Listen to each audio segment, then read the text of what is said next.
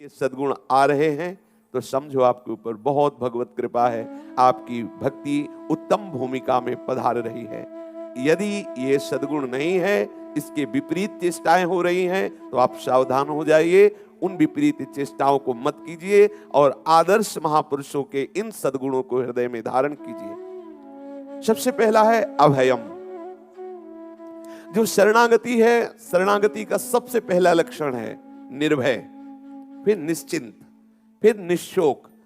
ये निर्भय पहला लक्षण है। जहां कहीं भक्त को भय प्रकट होता है, कहीं भय की स्थिति हुई, तो तत्काल उसके हृदय में बल प्रकट होता है। मेरे प्रभु है ना, मेरे प्रभु सर्वत्र है, सर्वज्ञ है, सर्वशक्तिमान है, तत्काल वो निर्भय होता है। अगर स्वभाववश कोई भय आता है तो उसे प्रभु का चिंतन होता है।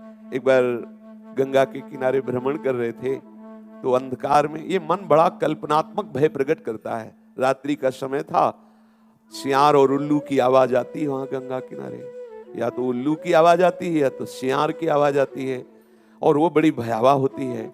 कुछ ऐसा लगा कि भयावह है कुछ सामने, एक भय सा व्याप्त हुआ। अब उसी भय में थोड़ी दूर पर एक प्रकाश लिए, ऐसा लगा कोई लालटेन लिए हुए है।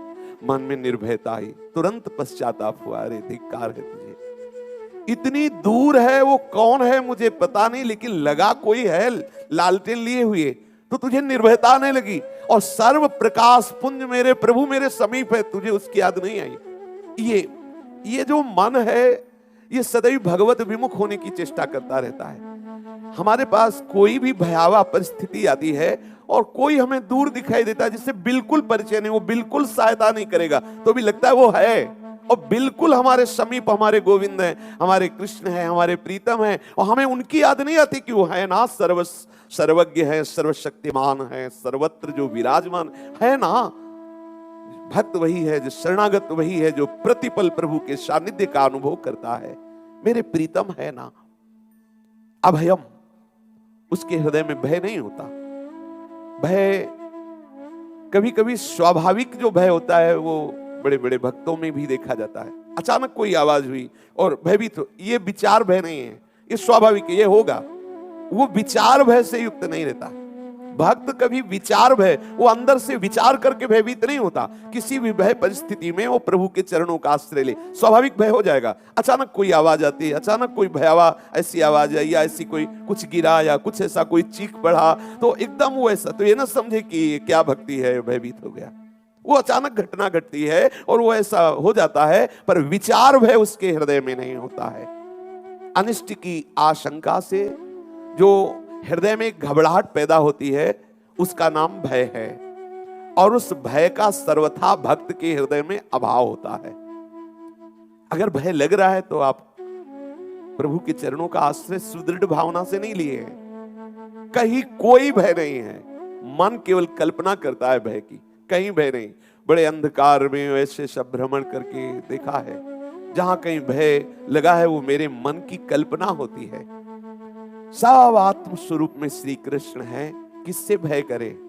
ये जब बोध हो जाता है तब अभय पद को प्राप्त हो जाता है।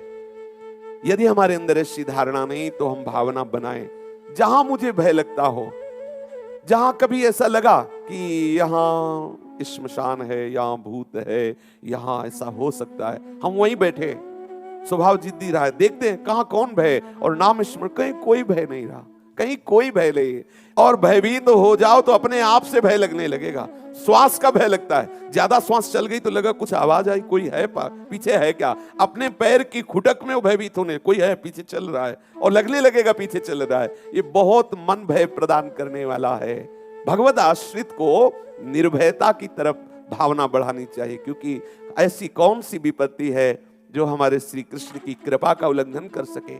सर्व सामर्थ्यशाली प्रभु विराजमान है, जिनसे काल भी थर्राता है, भयभीत होकर काल वर्ताव करता है, जिनसे भयभीत होकर के सूर्य तपता है, जिनके भय से वायु चलती है, जिनके भय से पृथ्वी जल में नहीं डूबती। चराचर जगत का जो शासन करने वाला ईश्वर है, वो मेरा प्रभु है।